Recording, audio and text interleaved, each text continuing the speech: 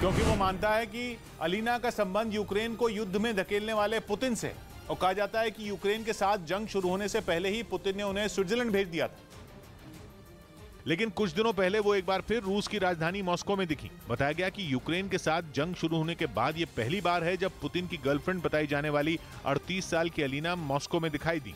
और अलीना के फिर रूस में दिखाई देने के बाद पश्चिमी मीडिया में पुतिन के साथ उनके रिश्तों की चर्चा तेज हो गई। बताया गया कि पुतिन जल्द ही यूक्रेन में किसी बड़ी जीत का ऐलान करने वाले हैं और इसीलिए अलीना कबाएवा को मॉस्को बुलाया गया। उधर 2 महीने से चल रही जंग के कारण रूस की अर्थव्यवस्था पर बहुत बुरा असर हुआ। लेकिन खबर यह है कि रूस में व्लादिमीर पुतिन की लोकप्रियता कम होने की बजाय और ज्यादा बढ़ गई।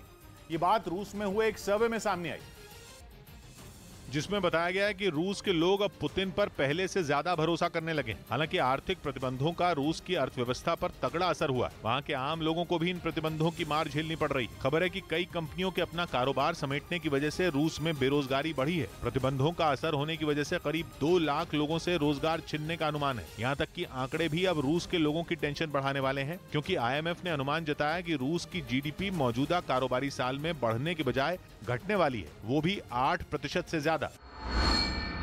इसका सीधा मतलब यह है कि कूटनीति में पुतिन के दांव कितने भी असरदार हों, उनके देश की माली हालत पर भी इस जंग का बुरा असर पड़ रहा है। लेकिन अंतर्राष्ट्रीय दबाव के बावजूद 2 महीने से चल रही जंग में रूस पीछे हटने को कतई तैयार नहीं।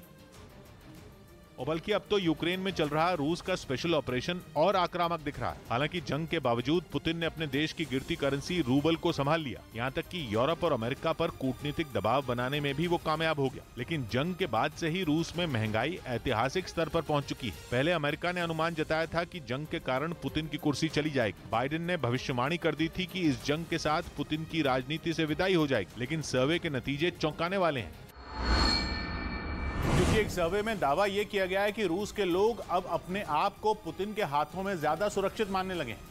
यूक्रेन का युद्ध शुरू होने से पहले रूस के 71% लोगों ने पुतिन का समर्थन किया था, लेकिन अब यह आंकड़ा बढ़कर 83% तक पहुंच गया।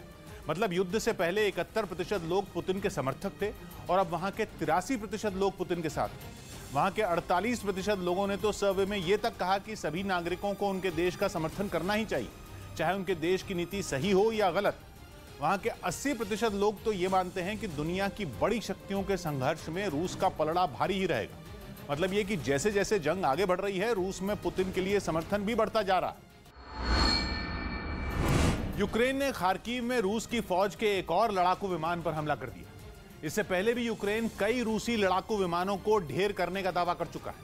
इस बार रूस के जिस लड़ाकू विमान को यूक्रेन ने निशाने पर लिया, उसका वीडियो भी जारी किया गया, जिसमें रूस का वो लड़ाकू विमान कई हजार फीट की ऊंचाई से नीचे गिरता नजर आया। सामने आई तस्वीरों में दिखा कि रूस के लड़ाकू विमान ने यूक्रेन की धरती पर गिरने से पहले आसमान में कई हिचकोले खाए, और जैसे ही वो लड़ाकू विमान आसमान से जमीन पर आकर गिरा, उसमें आग लग गई।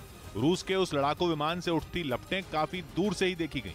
लपटों के साथ उठते धुएं ने भी सबकी सांसें अटका कर रख दी। बताया गया कि उस लड़ाकू विमान में सवार 2 रूसी पायलटों ने किसी तरह अपनी जान बचाई, जिनकी तलाश में यूक्रेन की सेना जुट गई। वहीं काला सागर में डूबा रूस का जहाज मॉस्कवा डूबने के बाद भी रूस के लिए बेहद अहम है। खबर है कि रूस अपने इस जहाज को समुद्र से निकालने के लिए एक लंबा ऑपरेशन चलाने वाला है, और वो भी इतना लंबा ऑपरेशन जो करीब 15 दिन तक चल सकता है। जिस जहाज पर मौजूद सैकड़ों नौसैनिकों की मौत हो गई, रूस उस जहाज को समुद्र की गहराई से निकाल कर लाएगा। पता चला एक बड़ा जहाज और कोस्ट गार्ड का एक बड़ा दस्ता इस ऑपरेशन के लिए रवाना हो चुका है। सवाल उठ रहा है कि समुद्र की तलहटी से मॉस्कवा को निकालना इतना जरूरी क्यों है? ये वही मॉस्कवा है जो पिछले हफ्ते अचानक काला सागर में डूब गया था। यूक्रेन का दावा है कि उसने मिसाइल दागकर मॉस्कवा को ढेर कर दिया, जबकि रूस इसके पीछे तकनीकी वजह बताता रहा है।